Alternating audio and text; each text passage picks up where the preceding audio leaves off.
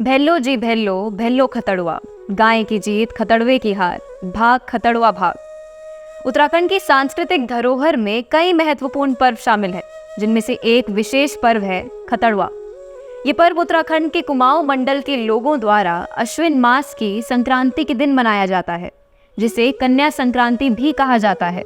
इस पर्व का मुख्य उद्देश्य पशुधन की सुरक्षा और खुशहाली की कामना करना है। साथ ही ये शीत ऋतु के आगमन का प्रतीक भी माना जाता है। ये पर्व केवल धार्मिक और सांस्कृतिक महत्व नहीं रखता, बल्कि इसमें सामाजिक और पारंपरिक रूप से कई मान्यताएं जुड़ी हैं, जो इसे और भी रोचक बनाती है। खतड़ुआ पर्व के दौरान गांव में लोग एक विशेष पुतला बनाते हैं, जिसे चौराहे पर खड़ा करके जलाया जाता है। इस पर्व में बच्चों और युवाओं की विशेष भागीदारी होती है। शाम के समय गांव के बच्चे और युवा लकड़ियां इकट्ठा करते हैं, जिसे बाद में जलाया जाता है। महिलाएं मशालें जलाकर गौशालाओं में जाती हैं और मकड़ी के जाले साफ करती हैं। इस प्रक्रिया के दौरान लोग गायों और अन्य पशुओं की रोगों से रक्षा की प्रार्थना करते हैं। इस मशाल को खतड़ुआ कहा जाता है और इसे गौशालाओं में घुमाकर कीटाणुओं का नाश किया जाता है। इस पर्व में पहाड़ी ककड़ी का भी विशेष महत्व है। इसे काटकर आग में थोड़ी देर चढ़ाया जाता है और फिर प्रसाद के रूप में बांट दिया जाता है। ककड़ी के बीजों को माथे पर तिलक के रूप में लगाया जाता है, जिसे खतड़ुआ पर्व की विशेष परंपरा भी माना जाता है। इसके साथ ही पुतले की आग से कुछ अंगारें घर लाई जाती हैं, जिन्हें सकारात्मक ऊर्जा और नकारात्मक शक्तियों से मुक्ति के प्रतीक के रूप में देखा जाता है।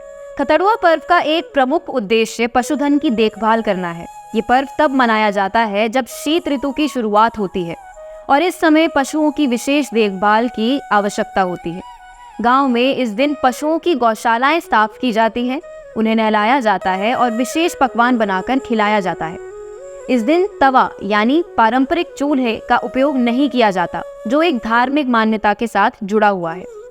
इस अवसर पर गौशालाओं में हरी घास डाली जाती है, क्योंकि शीत ऋतु के दौरान हरी घास का अभाव होता है। इस प्रकार ये पर्व पशुधन के लिए समर्पित होता है, जिससे उनके स्वास्थ्य और समृद्धि की कामना की जाती है।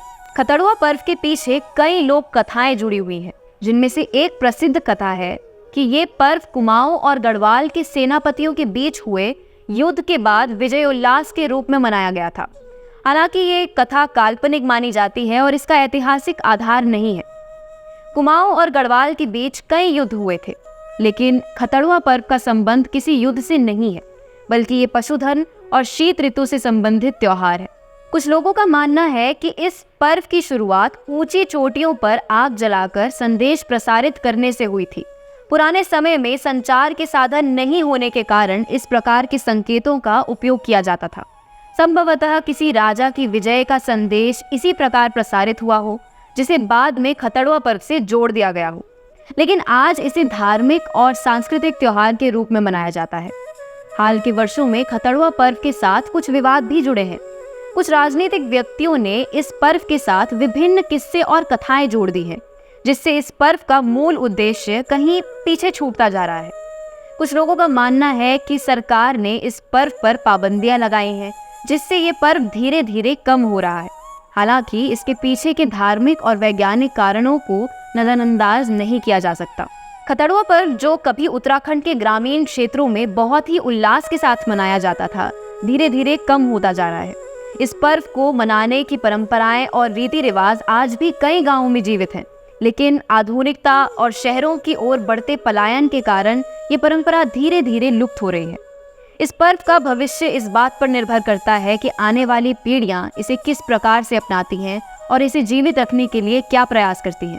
ये आवश्यक है कि खतड़ुआ पर्व जैसे लोक पर्वों को सकारात्मक संदेश के साथ मनाया जाए और उनसे जुड़ी भ्रांतियों को दूर किया जाए, ताकि ये पर्व अपनी मौलिकता के साथ आने वाली पीढ़ियों तक पहुंच सके।